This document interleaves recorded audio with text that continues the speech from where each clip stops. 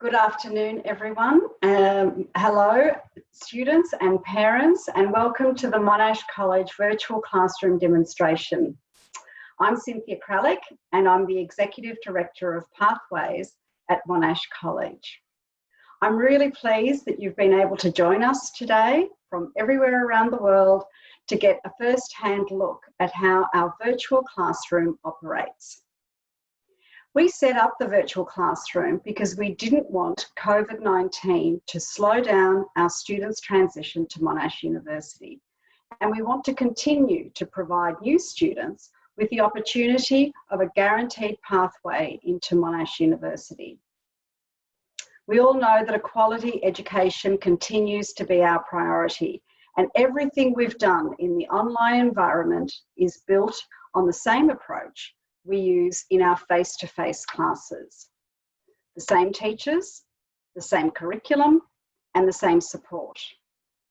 And in fact, we've actually strengthened our support model so that students receive tailored, individual support from experienced teachers who can help them with specific concerns.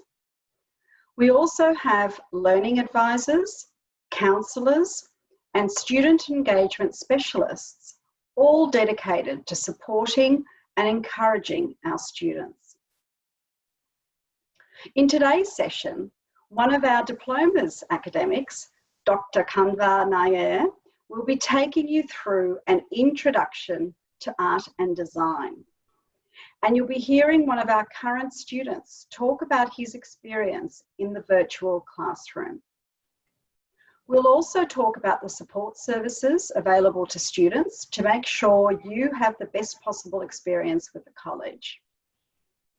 Our team has one goal in mind: to give you a fantastic learning experience that sets you up for your undergraduate studies. Now, that's my introduction, and I'm going to hand over to Kanva.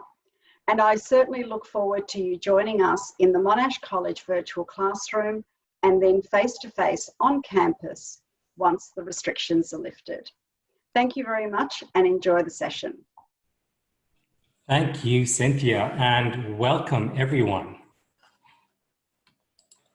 My name is Kanvanaya, and I'm glad to have you join us today for a sample class from the Diploma of Art and Design.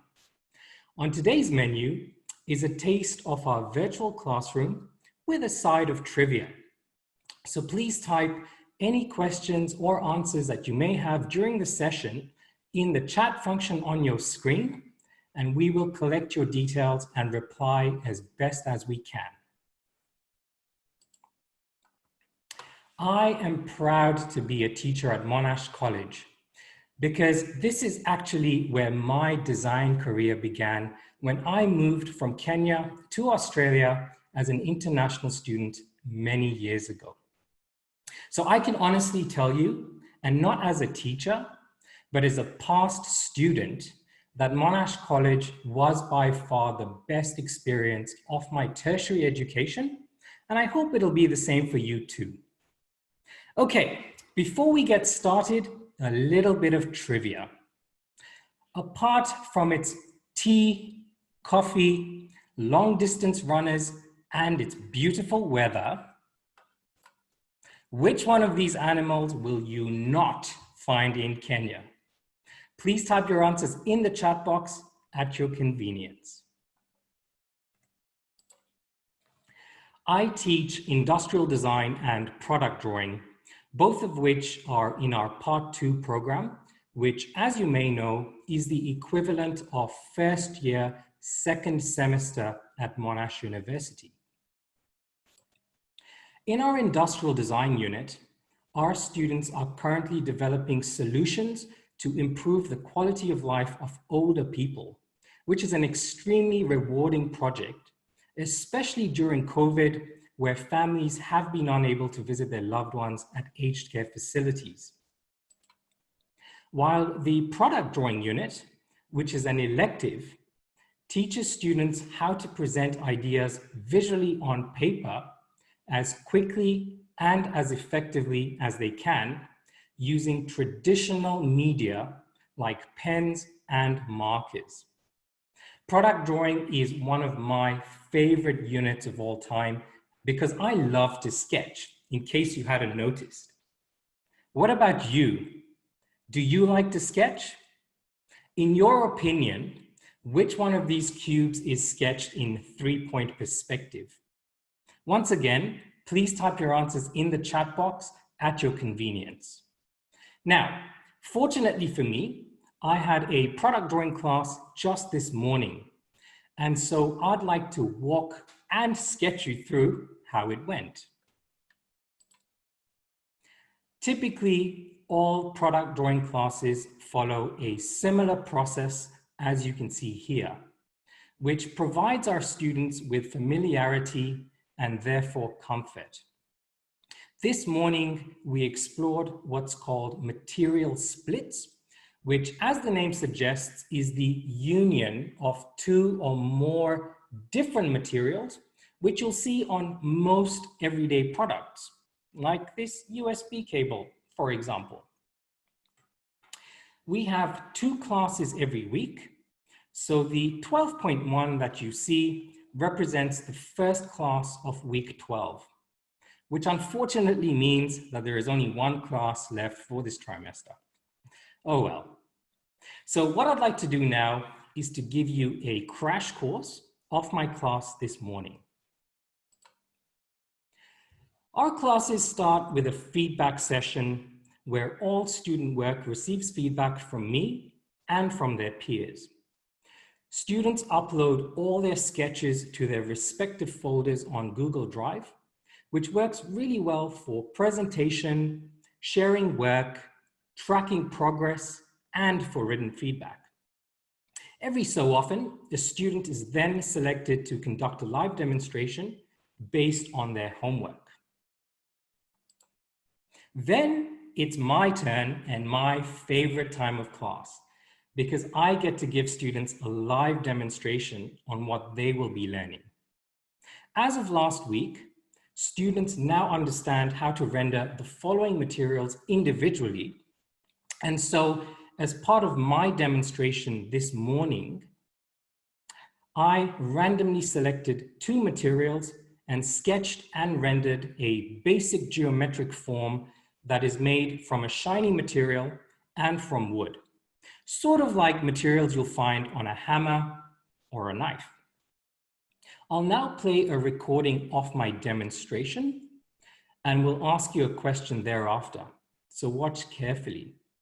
Also, please feel free to get your sketch pads out and I'll be happy to give you some feedback at the end of the session. Or maybe I'll learn something from you.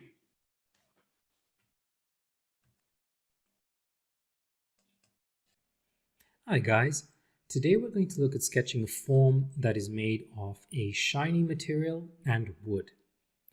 You know how to render these materials individually, so I'm going to show you how to combine them into one form. And to do this, I'm going to use the following materials, so please grab yours as well. Let's start by sketching a rectangular prism or cuboid, and remember to sketch on bleed-proof paper because we will be using our markers to render this form and we don't want the markers going through our paper. So using a thin black pen, begin by sketching construction lines, which, as I always say, are forgiving because it is at this stage where you can still make sure your sketch is in perspective before you confirm your lines with a darker or thicker pen or marker. I'm going to sketch my form in 3-point perspective because I think single forms look the best this way. Next, I'm going to mark where my light will be reflected on the top of my form like this. Because this form will consist of a shiny material and of wood, I'm going to use my N series markers for the shiny material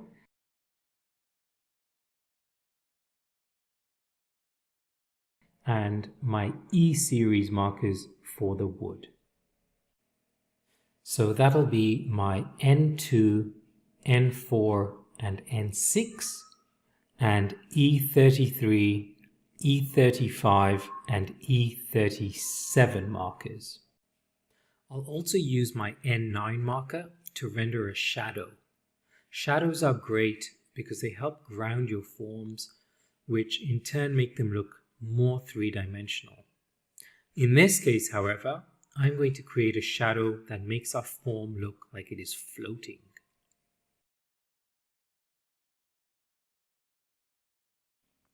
Next, I'm going to use my N2 on the top surface of my form where the shiny material will be.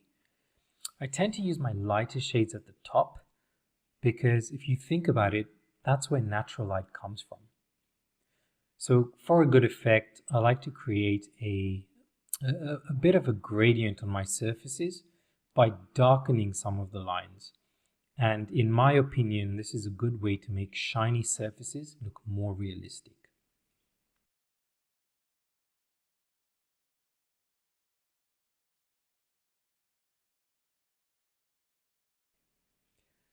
Pretty happy with that for now, I think. Time for the N4 now, which will give our sketch a bit more form. Remember that because this is a shiny material, we should see a bit of light hitting its surface. So when rendering, try and leave a few white spaces like this. And don't forget to always render in the same direction of the form's perspective. Again, you want some areas to be a little bit darker for a better look. I'll do the same now for our third face using an N6. By having the different shades of grey, the form will appear to look more three-dimensional. Sometimes you'll find that your marker tends to sort of fade away, so feel free to just come back and touch it up whenever you like.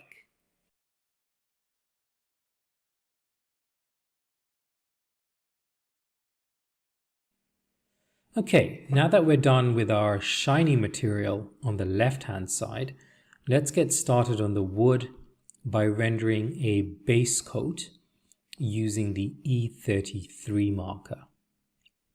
Because wood isn't naturally a shiny material, let's not worry about leaving any white gaps on the surfaces for now. Again, try and render in the same direction as your perspective, or your sketch can look a little bit off. The next step is to create a little bit of a gradient on each surface of your wood.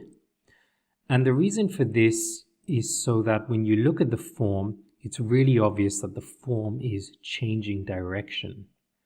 So I use my E35 marker to simply darken either the top or the bottom of any surface and make it get lighter as it moves away.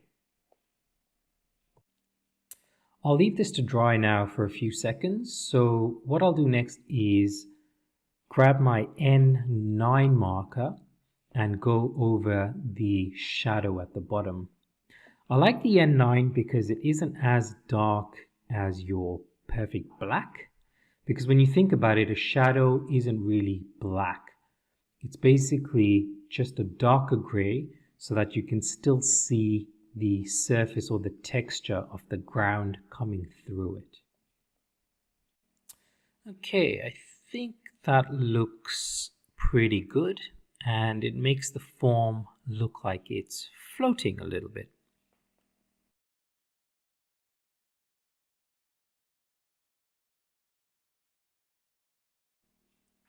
And now before I continue, I'm just going to touch up some of my surfaces to make sure that the gradient is really clear. Because as I said, sometimes the marker tends to fade into the paper. So you will need to come back and touch it up every now and then. And finally, I'm going to use my E37 marker to create some of the grain that you normally see on wood. And so to do this, I'm going to use the thin tip instead of the thicker one. And what you can do is go over some areas of the grain to create like a knot in the wood. And if this isn't dark enough, you can bring your black pen in and go over some of these areas as well. So you can see here that by adding this grain, the material now starts to look more like wood. And now that the sketch is almost done, I'm going to use my 0.8 fine liner pen to darken the exterior lines of the form to make it jump off the page a little more. Because we are rendering a form that has two different materials, I'm now going to create what's called a parting line, which is a line that divides one material from another on a form. To do this, I'm using my white chalk and black fine liner pen. And finally, to finish this sketch off, I'm going to add a little bit of a reflection on top of the wood as well, following the same direction of light that's hitting the shiny material.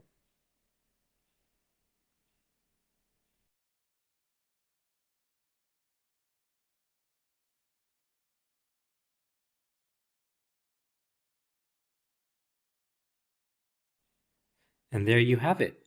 One form, two materials, and that's a material split. I hope you enjoyed watching that as much as I did sketching it.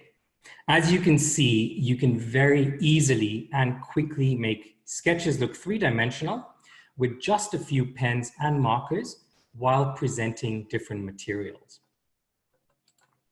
So, as promised, here is your question. What is the name of the line that separates two or more parts or materials on a form called?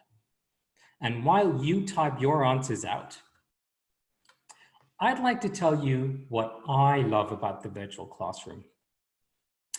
I get to teach and learn from my creative space. And this has made teaching so much more enjoyable for me because I've learned more about my students by seeing who they really are in their own spaces. Sometimes we even show each other our animals, which is always great. I can use the time it would normally take to travel to work and back on preparation for my classes or on providing more feedback to students. I get to have lunch with my family every day, but most importantly, I get to wear my pajamas and no one knows, except you now. And that's all from me for now. Next up, I'd like to introduce Zet, who is one of our students from the Diploma of Business. Zet is going to talk about his experience while studying in the virtual classroom. Welcome, Zet, and over to you. Thank you, Kanvar. Hi, everyone. My name is Zet. I'm from Malaysia, and I'm completing my Diploma of Business in the Monash College virtual classroom. I'm here to share with you my experience studying in a virtual classroom, including completing a group assignment on consumer behavior, becoming a student leader, taking part in the virtual clubs and societies, and even creating a club of my own with my friends. There are many enjoyable aspects of the virtual classroom, such as the whiteboard annotations, the breakout rooms, and also the ability to share your screen. Kahoot quizzes are also a great and fun addition to the virtual classroom. We use a range of tools to complete group works and collaborate with each other like the breakout rooms, which are basically the online version of groups. Personally, the breakout rooms are among my favorite tool in the virtual classroom as it gives me a chance to connect more with my classmates and make new friends. We also use a learning management system called Moodle to access all of the learning materials for each of our subjects. It contains videos, readings, and lecture slides. I like the system as it's easy to use and it contains everything I need. The teachers have also been incredible with their efforts in making sure that we, as students, do not feel disadvantaged due to the change in circumstances. Now, one of my favorite assessments was the group assignment I completed on consumer behavior. Here is a picture from the assessment. It was really interesting as we got to research and learn about the different types of consumer behaviors associated with different types of restaurants ranging from the extremes of luxurious fine dining to quick grab-a-bite franchises. My group had 4 members, including myself. We've been meeting on Zoom 3 times a week, and the funny thing was that some of us barely even knew each other at the beginning of the unit. But after so many Zoom meetings, we had actually grown to be great friends, which is always a plus, especially since we're usually alone in our rooms during our classes. Meeting on Zoom also allows us to brainstorm and discuss ideas, divide the task among the group members, and create a schedule for completing the assessment. This assessment taught me how to conduct research, work in a team, and the importance of marketing in businesses because, well, marketing essentially makes life easier for us, the consumers, and also the producers. I also became a student leader in my time here in Monash College, which involved taking part in a range of training. The training that I found most valuable was on conflict resolution, which I had a chance to put into action recently.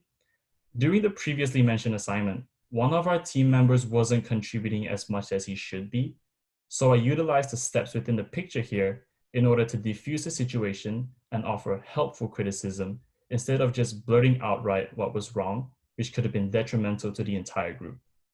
As part of this role, a friend and I created a student-run public speaking club where we discuss current affairs, we debate topics, introduce new words for people to practice, and also provide an opportunity for members to give a speech on a topic they are interested in. The idea of this club was to provide students with all the benefits that the Student Leader program has done for us. Since becoming a student leader, I've noticed my confidence grow and I've developed skills in leadership, public speaking, and conflict resolution. It's been even easier to fulfill this role in the virtual environment as there is more flexibility and a range of tools at our fingertips that allow us to easily connect with other students. Thank you for listening. I hope you enjoy studying in a virtual classroom with Monash College as much as I did. Now in the next slide, there's a sneak peek into what it's like in the public speaking club. I hope you enjoy it. All right, so a little tip for you guys for better public speaking is to try and avoid filler words. But can I say something as well? But this is it's difficult to do.